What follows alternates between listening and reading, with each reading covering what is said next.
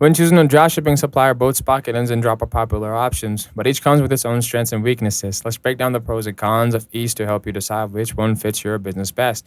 Starting with Spocket, one of its biggest advantages is its large sections of US and EU suppliers. This means faster shipping times, often between 2 to 5 days, which is huge plus for customer satisfaction. Spocket also offers easy integration with Shopify and WooCommerce, plus branded invoicing and real-time order tracking. However, Spocket's product range is somewhat limited compared to some other platforms, and pricing can be a bit higher, especially for premium plans. On the other hand, Zendrop shines with its focus on automation and product sourcing. It offers a huge variety of the products with competitive pricing and helps automate order fulfillment, which saves you time. Zendrop also provides branded packaging options, helping you create a more professional brand image. The downside is that shipping times can be longer, especially for international orders, and customer support isn't always as responsive as some sellers would like.